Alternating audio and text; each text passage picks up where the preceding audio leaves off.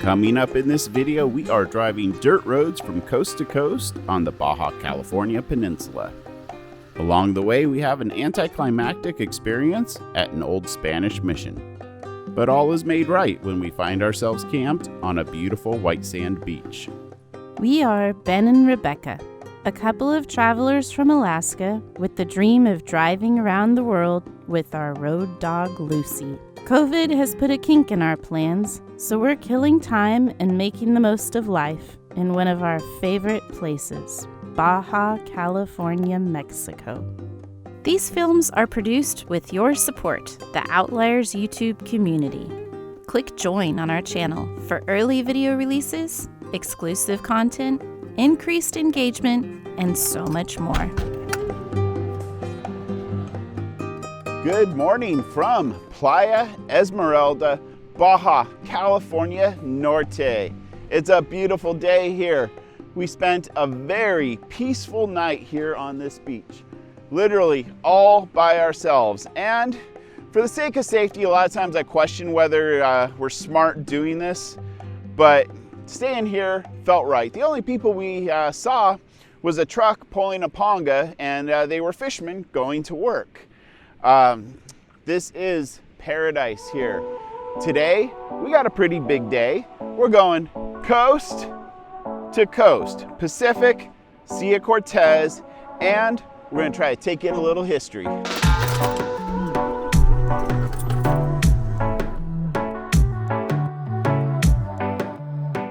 Baja has the best beach camping we've experienced in our 6 years on the road.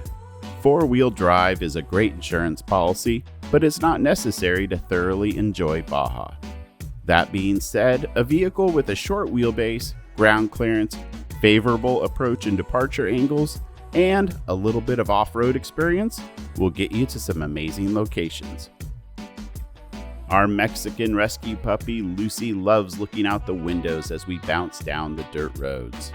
She has also grown and finally fits into our late and beloved Shelby's seatbelt with metal buckles. Rebecca starts the day behind the wheel as we venture east through the desert. It's a short 3-mile drive back to the highway, and the soldiers at the military check wave us through as we make the turn north. This stretch of Mexico Highway 1 is in excellent condition right now. Remember, roads are living creatures and can change from year to year.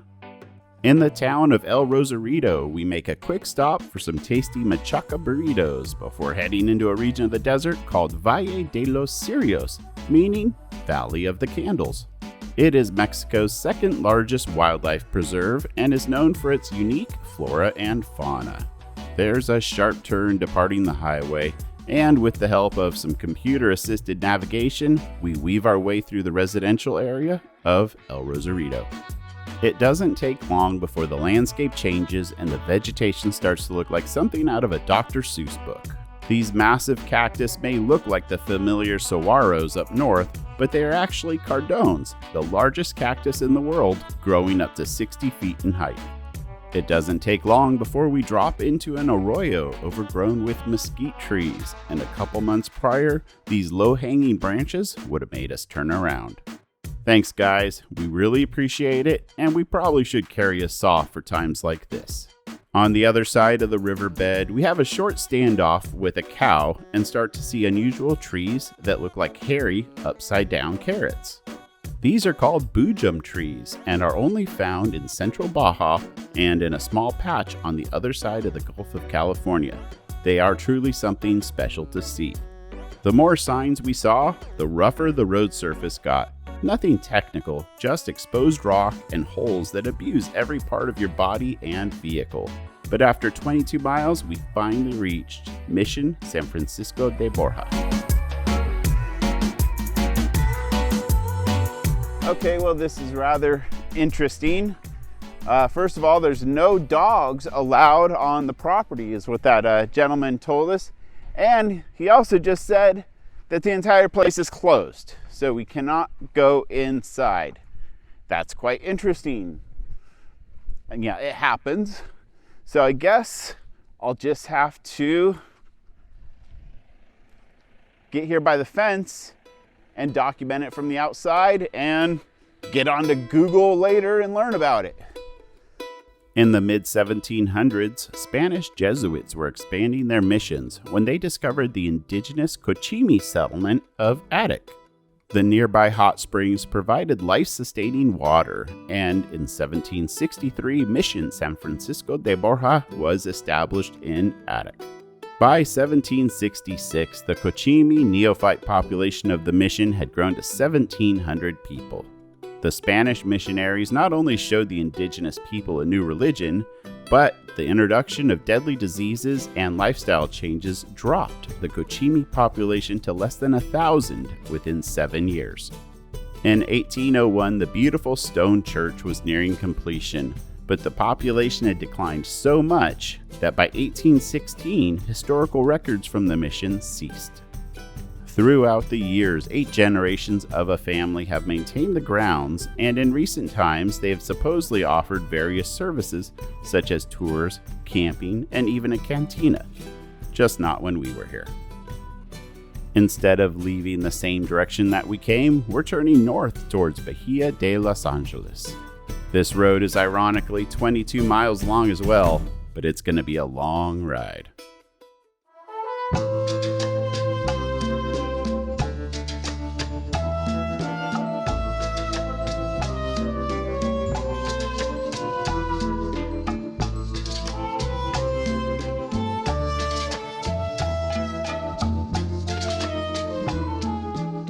All right, this drive here has gotten extremely arduous. It's just exposed rock, not washboard. That's the other annoying road surface, but you could almost walk faster than we are going now. And it's 4:45. We haven't had anything to eat since those little burritos this morning. Thankfully, we haven't gotten in a fight yet.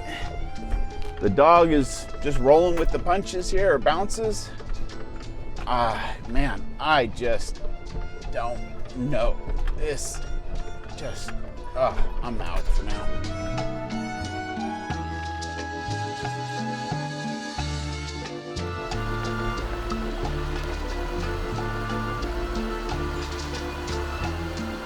Well, I won't lie, it's been a really long day, but it's starting to look like we might be getting to the end of the road. We're seeing signs of civilization again. Looks like the big highway out to Bahia de Los Angeles is about 5 miles away. So, Lucy's been such a good dog. I don't know if it's because she had such a big day on the beach yesterday and she's still tired, or she's really just that good. But she has been chilling, playing with her toys, eating her food, taking naps, doing her thing. She is a fabulous road dog. And honestly, she seems a lot less harried than Ben and I. We're both pretty tired at this point. But I think tomorrow we are going to be grateful that we did this whole drive in one day and didn't spread it out over 2, because it's rough on the body. But it has been a beautiful drive. Time to get rid of the filters. Make my life my favorite. All right. We've been listening to Matthew McConaughey's audiobook on this drive, and it is coming to an end. So we have been driving a lot today. But good news, the pavement is literally right here. I love dirt roads, do not get me wrong. But there comes a point when enough is enough, and I would have been totally happy just staying the night at where we were. This is not a smooth transition, but all right. Here it goes.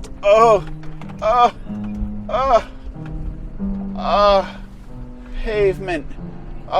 Wait for it. Third gear. Third. You've never felt so good. Oh my, fourth. That is wonderful. It's that time of day when the desert starts to look like a painting. We are descending into Bahia de Los Angeles, a quiet little town along the Sea of Cortez, because we want to camp on a beautiful white sand beach called Playa La Gringa. This beach is about 7 miles outside of town, down a half-paved, half-dirt road, and as long as you don't get too close to the beach, big RVs have no problems making it out here. Well, welcome to Playa La Gringa, our favorite little campground here in Bahia de Los Angeles, and I think our spot lies right in here.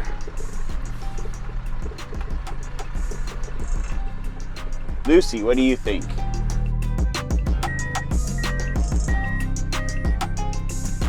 Okay, for those of you who remember our last video in Guerrero Negro, we got a kilo of carnitas and it's coming in very handy for a night like tonight. Quite simply, tortilla, cheese, beans, carnitas, avocado, tomato, onions, and some hot sauce. Like I said when we bought it, easy, good, tasting meals and a margarita.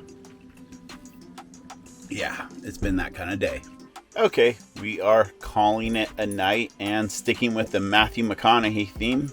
We are going to watch the movie Sahara tonight. See you in the morning.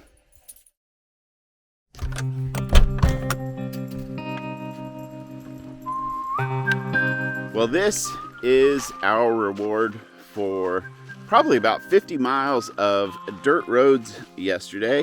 Playa La Gringa. It's a happy place for us.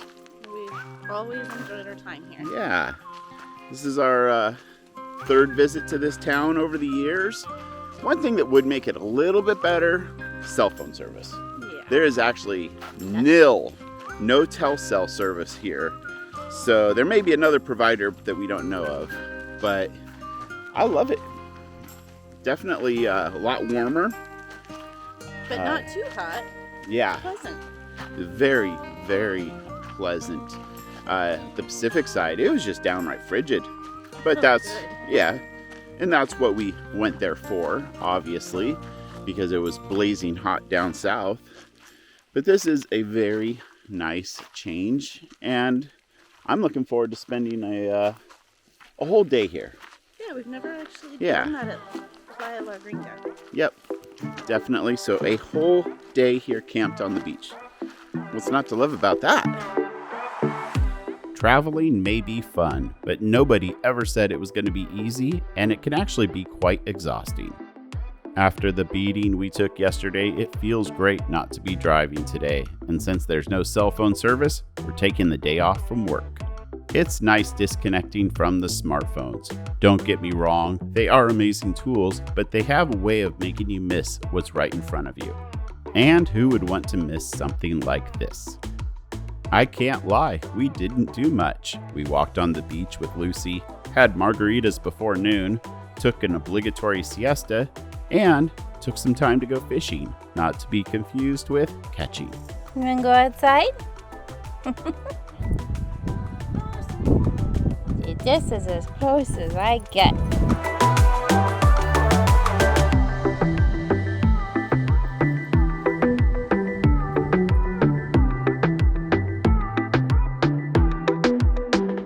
Well, it's been a good day so far, and now it's time for dinner.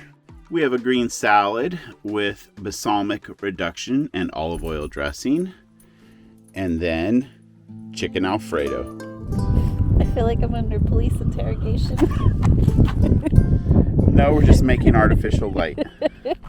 They were having Lucy's first campfire tonight, and we had treats, and it's nice weather. It's like breezy but warm. Beautiful fire and the sound of the beach. Doesn't really get much better than this. Thanks for joining us. We'll see you on the next adventure.